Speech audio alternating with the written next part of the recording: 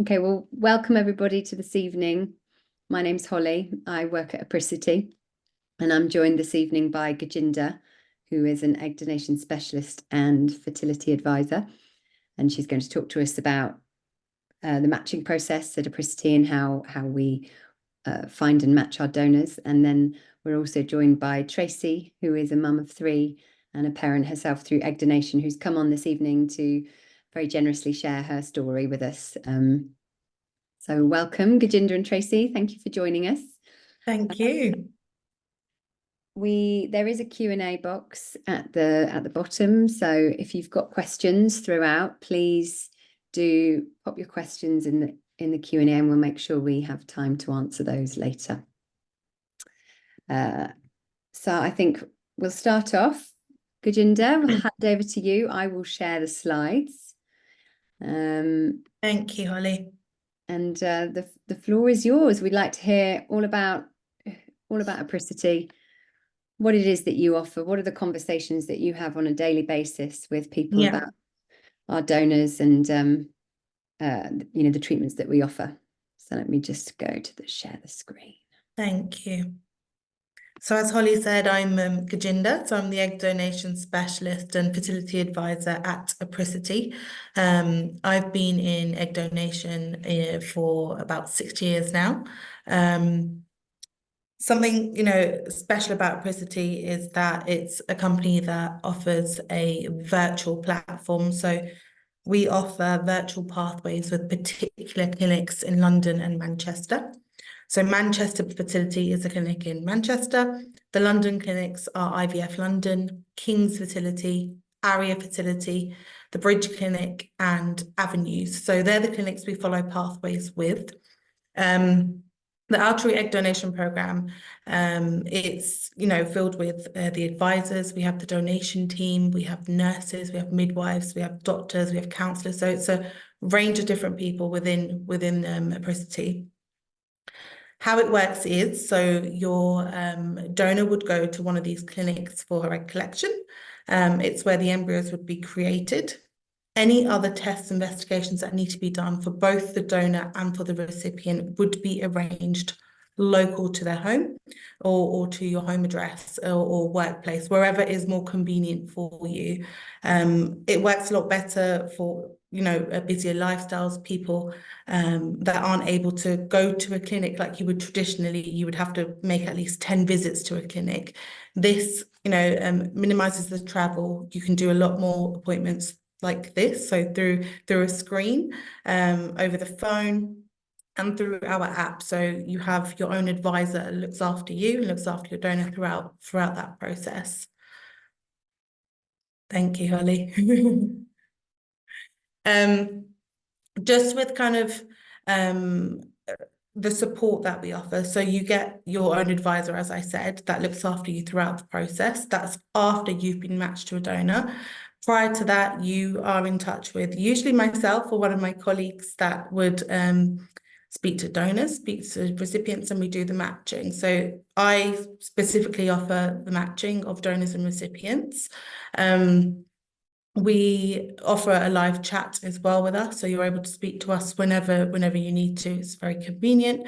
We offer kind of an access to Path to Parent Hub, which a lot of patients are usually quite familiar with already, so with Becky Kearns, for a lot of support. Our success rates are really good. They're really positive. We have an 88% cumulative clinical pregnancy rate, which is amazing, and 53% pregnancy success rate with donor eggs versus the national average, which is incredible. The pricing, so we've got lots of different packages that we offer, and I'll go through the pricing a little bit later on, but we've got bespoke packages that we offer. We don't have any extras or additional costs that we add on later on. Whatever is included in our packages is transparent. It's there for everyone to know right from the beginning. We do offer financial packages as well, so finance options. It depends on what's affordable for you. We understand that not everyone is able to pay an upfront fee from the get-go, so we do have options for you for finance as well that we're able to help with and recommend.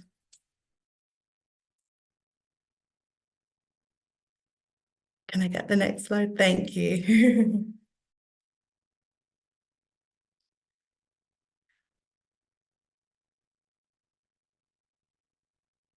Okay, so just with our app, so as we mentioned before, so we have guidance through the app. We're here for you kind of before your treatment, after your treatment, throughout your treatment, all of your appointments, things like blood tests and scans. We know how difficult it can be to kind of book in for appointments. That's all arranged through the advisors, so we can help with all of that. Wherever you have your scans and bloods done, as I mentioned before, they're all done local to you. We will liaise directly with the scan clinic and the blood test unit, and we will retrieve all the results. So you don't have to do any of that. We will do all of that. With kind of medication and protocols and treatment plans, that again is all in the app that you'll have access to. You'll get reminders for appointments, you'll get reminders of when to take your medication. You have access to kind of all articles, videos and teachers of how to take the injection. So it's all done virtually, but you have constant access to that.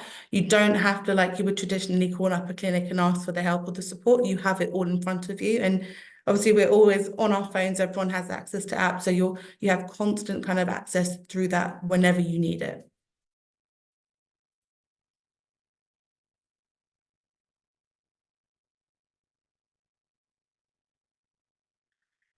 Thank you. Just with our donors, so all of our donors have to be residing in the UK. So they're all UK-based donors. They all have to have an NHS number. We don't bring in donors from other countries. They can be donors from other countries, just so long as they're able to have a visa and able to be in the UK for the amount of time for the donation. All the fertility clinics are regulated by the HFEA, so the Human Fertilisation Embryology Authority. They take hold and capture all information about all donors and all donor conceived children in the UK. Donors can consent to creating up to 10 families. That's obviously all captured, and all that information is captured by the HFEA, so they cannot exceed that limit. All donor conceived children can access all identifying information about their donor from the age of 18 through the HFEA. So at this stage, the donation is anonymous, but from the age of 18, it's not anonymous. With our matching process, so we do match based on physical attributes such as hair color, hair type, eye color, height, build, and ethnic background. We do offer a bespoke matching service where we match based on kind of not just physical characteristics, but personality traits. We look at things like facial features, face shape, nose, lips, eyes, that sort of thing, if it's important to you. We offer a picture matching service as well, where we offer 2 pictures of the donor as a baby and a toddler to help you with your decision, and it still remains anonymous at that stage. It just helps you envision what your donor looks like, and you may want to compare them to your own pictures when you were a similar sort of age. It just helps with the decision, gives you something a little bit extra, it's a bit more special than just matching on characteristics. And then we offer you the donor's personal profile, and this is where the donor writes about herself, her hobbies, her interests, her educational achievements, her age. She can disclose if she's donated before. Whatever she wants to disclose in that document, she can, just so long as she doesn't disclose her identity and give away who she is. So that's kind of the matching side. So all donors have to be over the age of 18, under the age of 36, and have a healthy BMI of under 35. The donors, as I mentioned before, have to all be based in the UK. They don't need to travel anywhere, or as in abroad for any appointments. They're all altruistic donors. So these women have to be donating from the good of their own heart, doing it for a good cause for no financial gain. So it's non-commercial in the UK. Donors do receive compensation of up to £750 to cover the cost of their travel, so their expenses. And it's capped at £750. They cannot exceed that limit, and it's the same throughout the UK. So when we have a donor expressing interest, we always ask them, what are the reasons for your donation? Why are you doing this? To ensure that it isn't, for the compensation. we're very lucky in the sense we get lots and lots of donors with lovely reasons. You know, some donors have family members who are struggling to conceive, and they've explored kind of fertility and they found egg donation. Some women have completed their families, again, just want to help someone, especially since post-pandemic. So a lot more kind of was spoken about fertility because it was one of the sectors that was still open. So a lot more women kind of were exploring egg donation. It was seen less of a taboo subject as well because celebrities were speaking about it, celebrities were speaking about their fertility struggles, and it became a lot more kind of normal to discuss, which was lovely. We've got a lot more of kind of BAME background donors coming through as well, which was not seen a few years ago. So we're getting a lot more kind of interest from particular backgrounds, which is incredible. So it's really, really lovely. The typical match time that we give for a Caucasian donor at present, so is about 3 to 6 months. So we don't work like a waiting list, but just to manage expectations, we do say it could take 3 to 6 months. For any other ethnic background, we do say about 6 to 12 months. It can happen a lot quicker. It does happen a lot quicker. It just depends on what your requirements are, you know. And we do always guide you on throughout your journey to let you know if it could take longer based on specific requirements. You can pick if you want a fresh or frozen embryo transfer as well once embryos have been created. People typically go with a frozen transfer just because it works a lot more kind of more conveniently for them because they can work around kind of their timeframes whenever they're available. But we can offer fresh and frozen. Statistically, they both have very good statistics, very, very similar in statistics because of the new technology involved. Yeah, that's kind of the matching process and the matching times. Once you've been matched to a donor, the whole process up until egg collection usually takes about 2 to 3 months. So in that 2 to 3 months after you're matched, the donor will have the remainder of her blood tests, so things like karyotype testing. She'll have her counselling, consultation, start stimulation, have egg collection. So roughly the time frames are 2 to 3 months until embryo creation once you've been matched to a donor.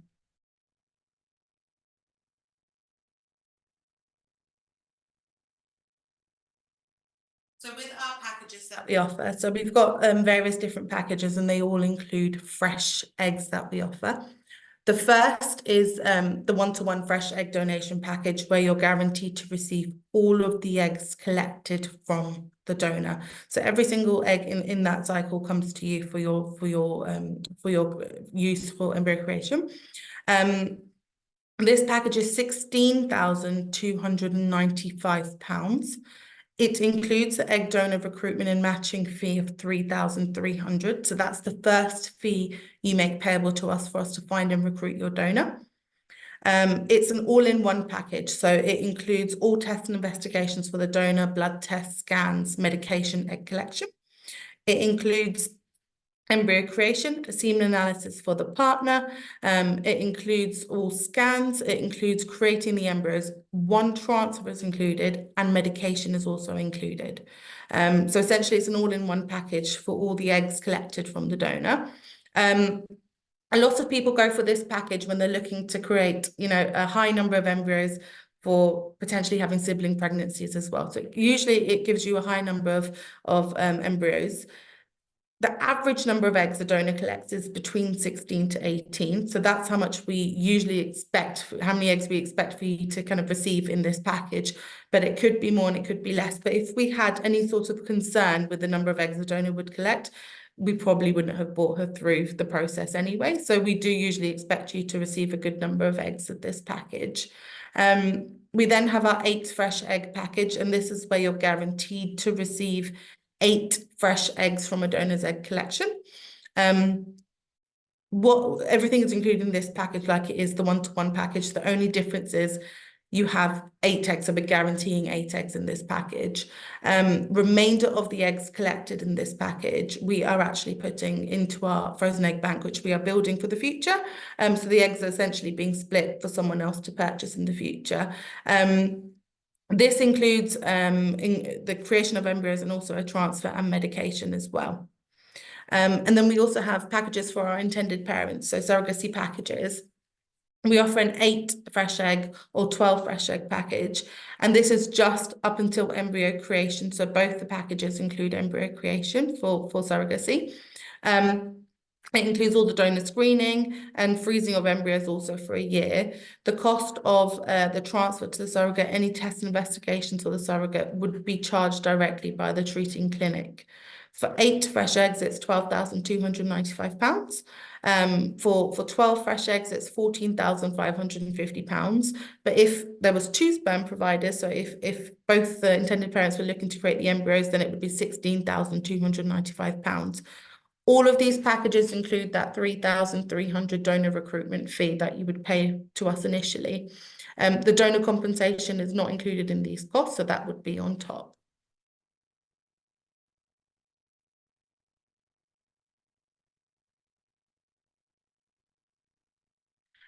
So paying for our treatment, as I mentioned at the beginning, so all of our costs are all inclusive, so we have no hidden fees. We do have options with Gaia and Can Do. So Gaia offer insurance-based kind of guarantees where you pay kind of an upfront premium, and then if you were to not have a successful outcome, you would not pay any fees back. But if you were, then you would pay kind of installments to them. And then we have Can Do. So Can Do offer personal loans between, I believe, between £500 to £50,000. So you apply for a loan, and it comes into your personal account within a few days. And they're kind of the who we're affiliated with. Otherwise, if you wanted to kind of come through and not go for any of those options, we do have kind of set fees. So you would have to pay kind of 30% of your treatment balance first and 70% 2 months later, and that would just be a standard.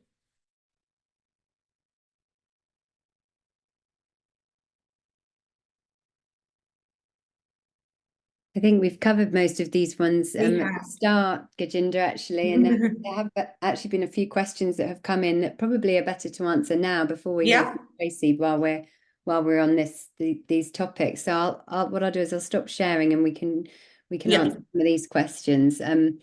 It says, what are the chances of being matched to a donor who is of South Asian heritage, so from the Indian subcontinent? What are the chances of that? And also, what genetic screening do you offer? So we typically advise a 6 to 12 month matching time for a South Asian donor. We are getting a lot more of that ethnic background coming through. So we have been matching a lot quicker than those times. But just to manage expectations, we are still staying to 6 to 12 months.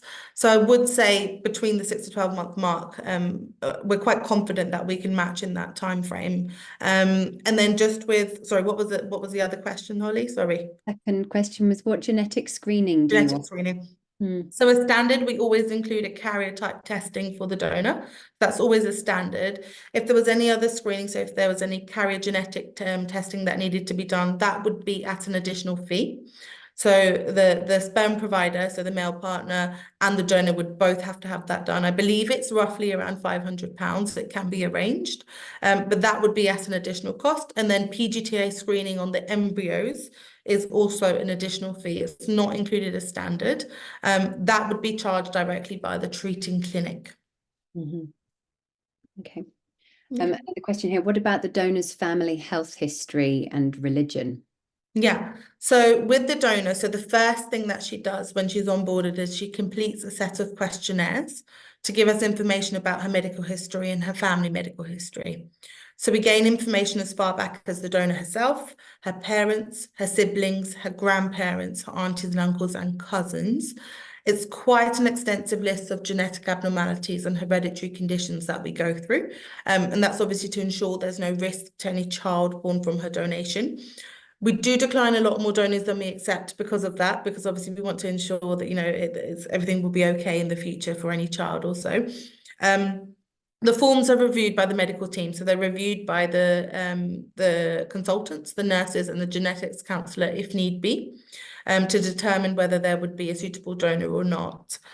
The information the donor tells us is actually just verbal information. So we do not check this with the family members' GPs. It's not done as standard in the UK. There is no really kind of reason for the donor to lie. There's no reason for her to withhold any information from us. We're quite lucky in the sense that once a donor kind of comes through, if she isn't quite sure about a particular family member, they do usually go and kind of investigate as much as they can before they kind of process through. So they do find out as much as they can prior to kind of coming through and donating. Mm-hmm. I think, and did you cover religion as well? I mean, Religion, yeah, has, we can definitely ask the donor of their religion and also pass that on to the recipient. Yeah, that's something we can do. Someone's asked, can you see the egg donor profile somewhere on the website once you become a member? No, so not at the moment, yeah. no. So we don't work like kind of egg bank agencies where they have lists and lists of donors where you kind of scroll through. And this is because we offer that bespoke match service. As I said, you know, I'm the person that does the matching of donors and recipients. So that's where the bespoke matching comes in place. We don't kind of offer lists of the donors. We do the matching ourselves. And that's where we truly get to know you. We truly get to know what you're looking for. We build your profile to ensure we're kind of finding a match that really meets your requirements. The picture matching, some patients might say, actually, that's not important to me. I don't mind. I just need a donor that's, you know, of this ethnic background, this hair color, eye color, and that's fine. We can do that type of match as well, if you'd like us to. Or, you know, if you want us to do the picture matching, we require a picture of yourself, and then we have a picture of the donor, and we look at the pictures and we match based on them. Mm-hmm. Yeah. And I think part of it is with the one-to-one donation, it's a fresh transfer. We synchronize the cycles as well, which obviously is why we can't have. We're not an egg bank at the moment because we've always specialized in synchronizing the cycles to do fresh transfer. But as we build an egg bank for the future, that will probably become, we'll have more options. Somebody here has said, do you accept couples that want to host surrogate too? So it does not have to be the same as the egg donor. So if they're looking to create embryos with, I'm not sure. So I mean, we don't provide surrogates. We work with an agency, but we provide the donor eggs for the surrogate. Yeah, exactly. Yeah, so we can create the embryos with the donor eggs for future use in surrogacy. And we obviously recommend My Surrogacy Journey, MSJ, who can help kind of with the surrogacy side of things, recruiting a surrogate, the financial side of things, and that kind of surrogacy support sits with them. But we can definitely create the embryos. Mm-hmm. Somebody's asked, could you elaborate a bit more if you wanted to have an egg donor that you know, for example, a sister? So known donation. Yeah, so we do offer known egg donation as well. I can send some information to this individual afterwards, and we can discuss that. But that's something we do offer as well. Mm-hmm. Is there a match on educational background? I think we briefly covered that, but I don't know if you can. Yeah, we do look at education. So if it's important to the recipient, and majority of our recipients that come through are quite keen to have a donor that's studied to some sort of kind of degree level. Majority of our donors have studied to some sort of kind of educational level. So we can definitely match based on that. We're not concerned about finding matches for donors that have studied to degree level, if that's important. It becomes a little bit difficult if it's a particular subject. So if they would say we want a donor that specifically studied science in university, that's where it can become a little bit tricky because it can take quite a long time to find a donor that studied that subject. But as a whole, a donor that studied to degree level, that's we can definitely match based on that. Yeah, we'll always try our best. It's just about managing expectations, really, on timings. And I think the last question here was the chances of getting a Southern European donor. Yeah, so I would say typically the matching time we would give is still 3 to 6 months. Not concerned about the match times there. Happy to kind of speak to you, this individual as well, just to give a little bit of information about what donors we've had in the past that are Southern European. So happy to kind of speak to this person about that. But I would say 3 to 6 months as well. Okay, brilliant. Thank you. I think that's it for questions for now, but obviously if anyone thinks of anything more they'd like to ask Gajinder, you've put it in the Q&A and either Gajinder can answer Yeah, within the Q&A, or we'll cover it at the end if we've got time. Thank you, Gajinder. you're welcome. Thank you. Next up, Tracy, really looking forward to hearing from you. I met you back in October at a Defining Mum Path to Parent Hub conference, and I loved hearing your story. And I've been waiting to get you on a webinar for a while, because I think, you know, you have such a fantastic story to tell. So we'd love to hear from you. I'm going to hand over to you now. If you'd like to just maybe start off with just sharing who you are and why you're here and why you're sharing your story, really. Yeah, absolutely. Thank you, Holly, and thanks for that lovely introduction. So you can see my name's Tracy Jones. I am a super proud and very thankful mum of 3 riotous children. My eldest is now 15. My twin girls are going to be 10 in May, which makes me feel very old, although I was an older mum already, thanks to infertility. And I'm kind of here, if we start at the end and go backwards, which is the opposite way to how I normally tell this story. But the reason I'm here is that I met Becky Cairns, not through Paths to Parenthood, but through Fertility Matters at Work about 18 months ago, because I coach working mums who are trying to juggle a fertility journey alongside work. And I got in touch with her and said, look, I think I can help you and I'd really love to work with you. So I became their associate trainer, and I do a lot of their training workshops and webinars in the corporate world and in business to help organizations become much more aware of why they need to understand the impact of fertility in the workplace, because it's affecting 1 in 6 of us. We are trying desperately to work and make a family at the same time, and it really isn't easy for a majority of the population. So I'm very lucky that my lived experience and my background as a coach and trainer meant that Becky and I soon built a relationship, and I've loved everything I do for them. So when she said to me last summer, would you come and speak at a donor conception event for us? I was a little nervous, but I did bite her hand off in the end. And I told my story to a room of about 100 strangers for probably the first time ever. And up to that point, I hadn't really told many people. So friends who I know as associates or colleagues, but I don't have a close relationship with, they have always made assumptions that all 3 of our children were biologically ours because they had no reason to think differently. But it was really empowering being in that room full of people that were in the place I was in over a decade ago. But now people have the opportunity to talk really openly about egg donation. We didn't then. When I was looking at it as an option, it wasn't talked about openly. And I think that's really sad, but we can't go backwards. We can only go forwards. And the power that I got from being able to share my story and share some of the hope and the positivity, I hope touched at least one of those 100 people and made a difference to somebody in terms of the decisions they made and the way that they went about what they did next. So when Holly said, actually, come and do something for us, then yes, absolutely, my confidence level has rocketed now, because it's something that I'm just so passionate about. Because I'd wanted children from a really early age. I was an only child, so I decided that I was going to have a family and fill my home with as many children as I could physically pack in.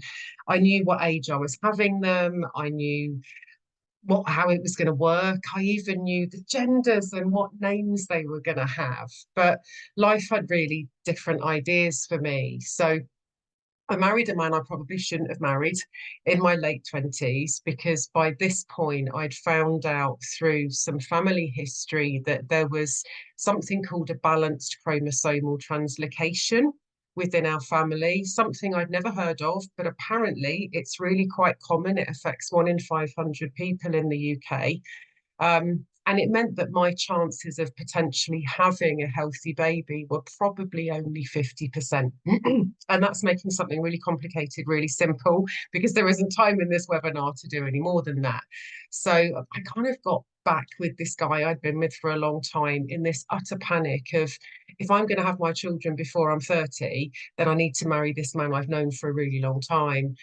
And that's kind of what happened. So we got married. I told him everything about what had happened, and where I was. And in the first 14 months that we were married, I got pregnant 3 times really, really quickly, and lost all 3 of those pregnancies within the first 12 weeks of becoming pregnant. So you can imagine I've married a man I probably shouldn't have married. We weren't particularly compatible. 18 months in, we've had 3 major losses, and I was utterly devastated. So no great surprises. Our marriage didn't last much longer than that. And I found myself at my 30th birthday party, divorced and childless, neither of which were in my master plan. But I was really lucky that my life really started again a couple of years later when I met Mr. Right, as he likes to call himself. I told him on our second date my fertility history, kind of that small talk you always have early on in a relationship. And I naively assumed that once he'd said, I don't care about anything else, I just want to be with you. We were engaged and married really quickly. And very soon after we got married, here we were again. I was now pregnant for a 4th time. I naively assumed things would work out brilliantly because I was now in the right relationship. But lo and behold, 8 weeks later, I was losing that pregnancy as well. So I'm now 4 losses in, utterly devastated. But little did I know when we made the decision to find the money to go to a holistic fertility clinic in the city that I was already pregnant for a 5th time. This pregnancy was monitored super closely. I was with a specialist recurrent miscarriage clinic, but I was also getting specialist help because of my translocation as well as my history. And I had a genetic test called a CVS when I was only 10 weeks pregnant, which in itself was tricky because it carried a risk of miscarriage, which I was already incredibly scared of. But we needed to understand whether this pregnancy was going to be free from the chromosomal abnormality. We were super relieved that it was. But unfortunately, we also then found out that our child, who we found out was a son, when most people didn't even know we were pregnant, is a carrier of the same translocation. So one day we're going to have that challenging conversation with him and how it might affect him in his future when he's ready to have a family. It was a really tricky pregnancy, but thankfully we got to the milestones, 12, 20 weeks, and things were really good. And I started to feel more comfortable, even, dare I say, excited. But I think when you get to pregnancy number 5, you still don't believe you're having a baby. You think you're waiting to lose a baby. But we were incredibly blessed. At 37 weeks, I gave birth to my son, who is now the world's grumpiest teenager. He's 15 going on 30, sometimes 6, but he is the love of my life. And after we'd had him, I instantly assumed that that would be the happy ending. That would be the end of our story. We've had our family after everything I've been through. But what hit me like a sledgehammer was that I wasn't done. And I had no idea it was going to hit me, but the need, the desire, the pull to have a sibling for him was so fierce and so strong that we made the decision when Charlie was only 6 months old that we needed to start all over again. I was in my 30s, my husband was in his early 40s. We knew we didn't have forever. And bearing in mind my history, we needed to kind of get on quite quickly.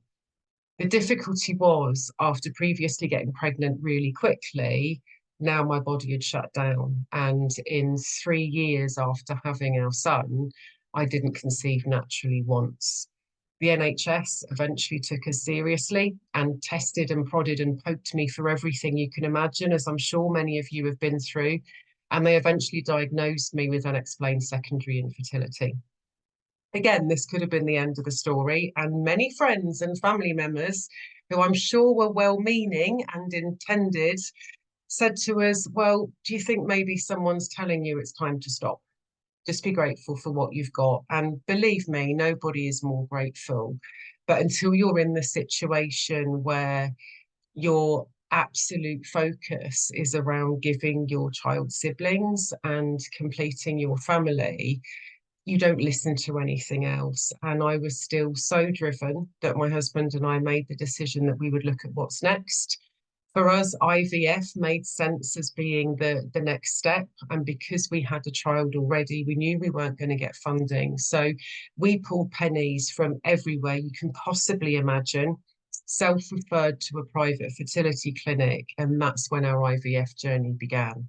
So in 2 years, we had 3 cycles of IVF with something called PGD, which I think Gajinder briefly mentioned earlier, pre-genetic diagnosis, because obviously we didn't want to transfer an embryo that carried my translocation. And despite the fact that I produced over 50 eggs in those 3 cycles and 30 of them became embryos, there wasn't a single healthy embryo for us to transfer back. So we eventually had a conversation with the consultant who said the likelihood was that my translocation had aged my eggs prematurely. And we were told there was next to no chance that I would get pregnant again, either naturally or through IVF, if I wanted to use my own eggs. So by this point, I'm 38, my husband's mid-40s. There was lots of tears, lots of soul searching, lots of difficult conversations. But it was while I was seeing a fertility acupuncturist, she suggested this idea that had never been in my mind of considering egg donation. So I did all of my research because that's what I do when life's tough. I go out and I find answers. And we decided to stay with the same clinic, but go to their specialist donor clinic in another city. We were accepted onto an egg donation program, and the clinic matched us with a donor. Now, can I just say, 10 years ago, whether we just picked the wrong clinic, you didn't match to anywhere near the same degree that Gajinder's just talked you through now, put my teeth in properly. It was, as I recall, it was simply a case of height, hair colour, eye colour and skin colour. And that was really as far as it went. I don't remember the conversation being any deeper than that. We did have quite a lot of counselling to make sure that we were going to be accepted as potential recipients. And then it kind of became exciting again, because now I wasn't associating clinics with failure, I was associating them with hope, because we're doing something else. It was me that was broken, but if we took my chromosomes out of the equation, now we had a real shot at this. So with renewed hope, we went for our first round of egg donation. Unfortunately, the first round didn't go well. Our donor at that time didn't respond to the drug regime and the cycle was cancelled. We stayed with that clinic for one more round. 5 is my magic number. So we thought, okay, round number 5, here we go.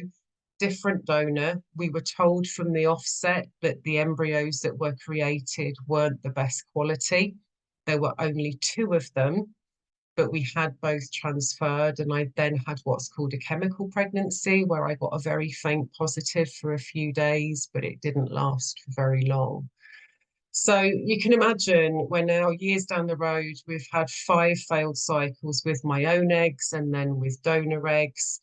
And while all of this was going on, we're trying to bring up our amazing little boy, and we're both in senior management careers, and we're watching all of our friends complete their family around us and wondering, why isn't this happening for us?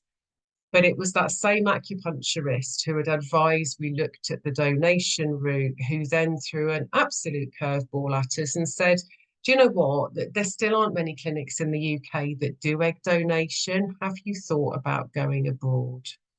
So we did. My husband was really quite skeptical. It wasn't something that he really wanted to consider, but I cajoled and coerced and probably bribed him. And that was the route that we went down. And we'd made the decision, this was our last attempt. We'd run out of money, we'd run out of energy.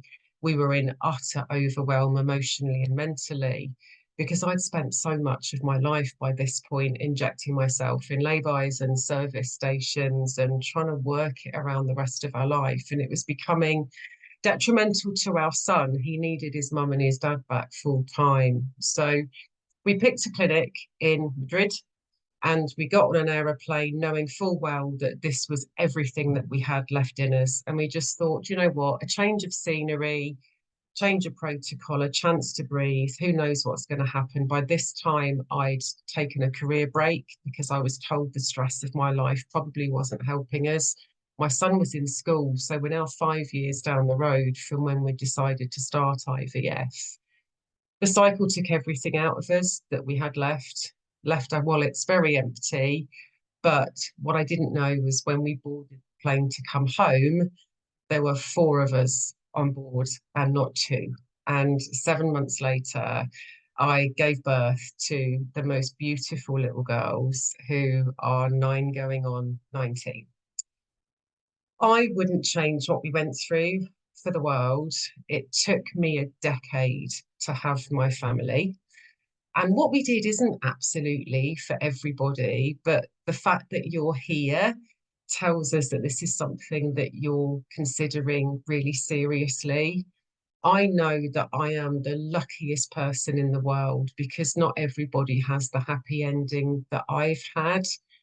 And I will never, ever not have a day go by where I'm not grateful for the clinic that gave us what they gave us and to the donor that gave us what she gave us, because it is absolutely incredible.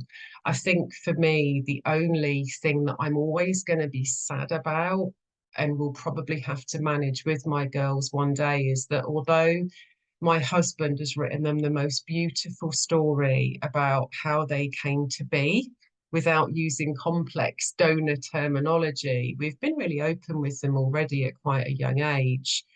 There will come a point where they reach a level of maturity and they're going to say, I'd like to know who that lady was who helped to make me. And I can't give my children those answers because we conceived them in a country where there isn't a donor register. Our plan was always to go through the UK, but life just had its own way then. And as I said, I'm going back 10, 11 years ago when it wasn't anywhere near as big in this country. I didn't know where to go. We stuck with the same chain of clinics because that's who we'd started with. And I'm utterly blown away. It's been really nice to hear how far egg donation has come in the last 10 years. I think it's utterly phenomenal how much more is possible now and what you can do to get to the place that you really want to get to. Yes, we are incredibly grateful that we have our children and we will navigate their questions when we need to. But for me, what's really important now is that I get to share my story, and I hope some of it has touched you, resonated with you, maybe answered questions, or possibly given you more questions, and that's okay too. But I have to say, my 3 children are all mine. They are 110% my babies and always will be. There was a little bit of nervousness for me and my husband around would my son treat the girls any differently? Because we've also been really honest with him and with all of them. But that absolutely isn't the case. They are just his really annoying sisters who he falls out with all the time, and that will always be the case. And still, one of the things that makes my heart burst more than any other is number one, my girl saying to me, thank you for going through so much to have us, mummy. It makes us feel even more special. And secondly, is when a stranger stops me in the street and says, gosh, your girls are the spitting image of you. And I never thought that would happen. So all I can say is thank you for listening. I wish you so much luck and love and hope in your journeys. You are in so much more of a better place than I was 11 years ago when we went down this route, because it still felt like it was such an untrodden route to parenthood. But we need to be much more open about it. And if I can play a tiny part in that, then I'm incredibly grateful to do so. Oh, thank you, Tracy. I can see the hearts coming in on the side. Yeah, thank you for sharing. What a journey you went on. Goodness, like it's just, I think you said earlier you feel like you're really proud of yourself for persevering. And I am. I mean, as we said before the webinar started, I have been through every single range of emotions, from guilt, embarrassment, shame, you name it. I've been there and back, emotionally and mentally. I even ended up with PTSD diagnosis about 3-4 years ago because of everything we had to go through to get our family. But actually, it was going to that event last October that really opened my eyes to realize I've got a real gift here. I've got an opportunity to be that little part of a group of people who are speaking really openly about the different routes to parenthood that exist now. And it doesn't make us any more or less of a parent, dependent on where our journey started and how we got to where we got to. The point is, I have beautiful children I absolutely adore, and it was the thing I'd always wanted more than anything else. Mm. It just took a really long time and a lot of patience and resilience, but we got here. And yeah, I live every day knowing that those children are mine, but two of them wouldn't be in my family and wouldn't be my daughters if it hadn't have been for the gift of that donor. And there is so much more support I've heard tonight than we ever had when we went through our journey. So embrace every single bit of it, everybody. Somebody's asked actually here, we've had 2 questions come in. The first one, did you share your path to egg donation with parents and friends from the start, or did you keep it to yourself? Only parents. So my mum-in-law and my mum and dad, we told them. My dad is, dare I say, of a generation and of emotional intelligence where for him, he didn't understand why we were doing what we were doing. I remember after I'd had, I think it was my 3rd miscarriage with my first husband, my dad sat me down and begged me to stop trying to have a family and said it clearly wasn't meant to be. I can't be hurt anymore by what's happening to you. And I said in the nicest possible way, I can tell you I'm hurting 10 times more than you. And if I'm prepared to keep going, I need you to stand by me or just let me get on with it. So when it came to egg donation, it didn't make sense to him. My dad was an orphan. He was eventually fostered. He's never met his biological parents. And so all he could see was that if we wanted more children, then why wouldn't we adopt when there are so many children desperate for parents? And I would love to have adopted, but when we did a lot of our research, it just didn't feel right for us, particularly because we had a biological son by that point. And we had some concerns, we had too many questions. And that's one of many reasons why egg donation was then the next route that we took. Mm-hmm. So yeah, our parents, our mums didn't really understand it, but my mum particularly is my hero. And she just said, I will just stand alongside you, whatever you want to do, I'm here. And but yeah, it was, I told my best friend as well, because she's amazing. Mm-hmm. But yeah, outside of that, it's been a very slow burn. It's been something that I've told a couple of people. So I met some brilliant twin mums when my girls were babies. And out of 8 of us who have become incredibly good friends, half of us used either egg or sperm donation to have our twins. So it became quite general conversation for us to talk about a lot. And that was the first time that I really accepted having more open conversations. But yeah, I never would have done it otherwise. And now I think since October, I've even announced on LinkedIn as part of my business that this is how my family came to be, because I am so proud of the journey we took. Do you think if you could go back in time again, would you do it anything differently? or Um, do you have shared more at the start, or do you think?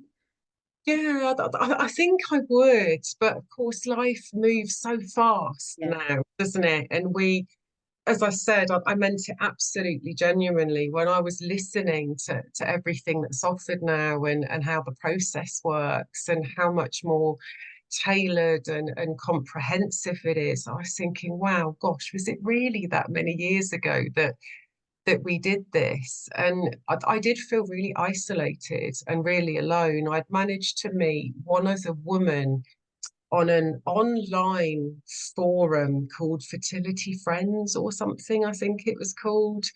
And she just so happened to be in a similar place to me, where she was now going down egg donation after not getting a successful IVF attempt herself.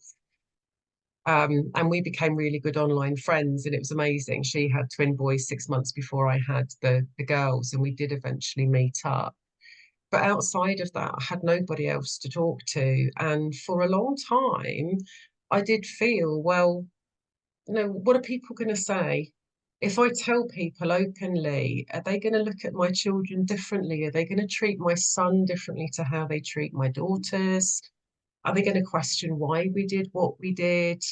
I had a lot of people over the years tell me before I had the girls that I was selfish for going down the road again to have more children, that I should just be grateful for what I had. Mm-hmm. Um, and I was being greedy. Yeah, greed came up a lot. I was greedy to think that I should have more than one child. And but it is what it is. Everyone's Yeah. always have an opinion because the world is such a unique place. But it hurts, and I think that scarred me for a long time. So when we did have them, I didn't feel that some people would accept the decisions that we'd made, and it wasn't even so much about what they thought about me. I didn't want it to disadvantage my girls in any way. Mm-hmm. But actually, we are at a point now where I've just had a conversation with the girls' primary school teacher who's doing some PHSE stuff, and they're just now getting a bit of sex education in their class. And I've said, look, if you want a modern view of creating families, I've spoken to the girls and they're happy for me to come in and have this conversation. My husband's written stories about how the girls came to be, and my girls are really happy for us to read that story. And yeah, but I think we should be talking about it from such a Yeah. young age. But of course, the great thing is kids just accept whatever you share with them, that they Exactly. don't have that judgment and bias and assumption and opinion that Mm-hmm. we learn to have as we Mm-hmm. get into adulting. So And I hope that's amazing. I mean, that's amazing. I hope you do go in, because, if we can start to really, I think the conversation, I hope, is changing anyway with, so much of this online community. We referenced Becky earlier. If anyone isn't aware of who Becky is, she runs a platform called Defining Mum. I'm sure that you have come across her, and she has a platform called Paths to Parent Hub, which is an online resource and community, a closed private community. So that's, and everything that you were saying, Tracy, about feeling really isolated and not having anyone going through it to talk to. Paths to Parent Hub is a great place to find that community of other people going through it, just this. And we've been partnered with Paths to Parent Hub for some years now as part of what we offer. We offer 6 months access to that when when people want at any point, when you choose a donor with Apricity, we give you access to Paths to Parent Hub, just because there's so much support on it. So, but I think changing it, from children's age, like, as we can make the world a more inclusive place, can't we?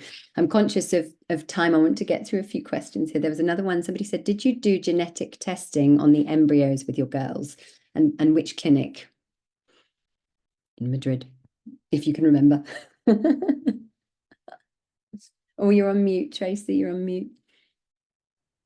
how many years have we been doing know. Zoom and Teams? You think we'd learn, don't you? It's getting late. They were called Procreatic when we were out in Madrid. We have had communications with them over more recent years where they've rebranded, and I couldn't tell you what their name is now. I just remember they were near the football stadium. That probably was the only nice thing about being in Madrid, was although I wouldn't call it a holiday, because if you've ever been through an IVF cycle, you live, eat and breathe it 24/7. So you don't really rest or relax mentally at any point. You're always wondering, how are my eggs? How are my embryos doing? What's happening? Where are we at? But we went from in the UK with my eggs and our embryos having absolutely nothing to transfer. The cycle in Madrid, just one cycle, we had 8 grade 1 blastocysts. Mm-hmm. And the consultant actually said to us, take your pick, Mm-hmm. because any of these are potentially the best chance you're ever going to have. And I'm not convinced that was down to that particular clinic or their level of expertise. I think there was a lot of luck involved. I think we just got a good donor. And I know that donor would have had some degree of genetic testing. I couldn't tell you how much now because it was so long ago. At the time, I think we'd done all of our homework. But yes, still, I still remember that there were no pictures of her as a child. All we know is they'd tried to match to skin color, height. We had an idea of age, the fact that she'd already had 2 of her own children. But yeah, we really didn't find out much more than that. Okay. There's a question on there, Gajinder. I don't know if you can open the Q&A. There is a question there about Indian donors in Europe. You might want to type an answer to that, just so that does get covered as well, because there's one more question here for Tracy, and then I think we'll have to wrap up. It's this person says, apologies for this question, but do you ever feel guilty at the possibility that your girls might not ever know who their biological mother is? Yeah, I think I mentioned earlier, in an ideal world, if there'd have been a clinic like Apricity available to us when we were making those decisions, our first choice was always to have had a successful donation cycle in the UK. We didn't want to go abroad, but I think because we'd had 3 unsuccessful IVF cycles with our own eggs, we'd stuck with the same chain of clinics to then go down the egg donation route and had 2 unsuccessful attempts there. I think we were just at a point where I just associated IVF with failure, and mentally I couldn't get past that anymore. And at that point, I don't even know how much we investigated other clinics in the UK or how many there were that were accessible to us. It was only because I took some advice from a trusted acupuncturist who I'd been working with for a long time. And she said, how about you just go for something completely different? And that's what we did. But yeah, the one thing that I will probably always be sad about and will have to manage when the girls become more emotionally mature is, yes, we've always been honest with you, but I can't give you all of the answers that you need. I would love the idea of them being able to meet her when they turned 18 if they wanted to. And selfishly, I would love to give her the biggest hug and the most enormous thanks for gifting me the most precious thing in the world. But we're never going to have that. And that was part of the nervousness about being as open with the girls as we have. My husband actually said, what's the point in telling them they came from donated eggs when they're never going to be able to find that person? Isn't that going to be more frustrating and hurtful than anything else? But ultimately, it's the biggest secret in the world, and they don't deserve to have that kept from them. I'm just hoping that because we've started this message really quite early in their lives, that they'll always know what we went through to have them, but that they're never going to have that answer and we can't do any more than that.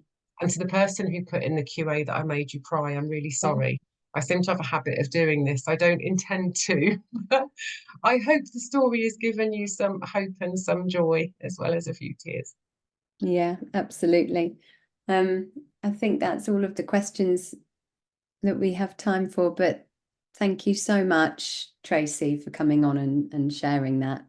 You know, we're really grateful to you for giving up your time this evening and sharing. And I think there's a really good saying, shame dies when stories are told in safe spaces. There's such power in sharing and telling stories and giving hope to people. So, a big thank you from us to you for that. Absolute pleasure. My story and my confidence is building on LinkedIn as I've niched my coaching business. So if anyone wants to follow it and see how much more I share, it's Tracy Jones, and the company's Lotus Bridge. So Tracy Jones, you'll never find me on LinkedIn, but if you search under Lotus Bridge as well, you will. And if ever anyone's got any questions just about our experiences since we've had the girls, then I'd more than happily share whatever I can. I just wish you all lots of luck.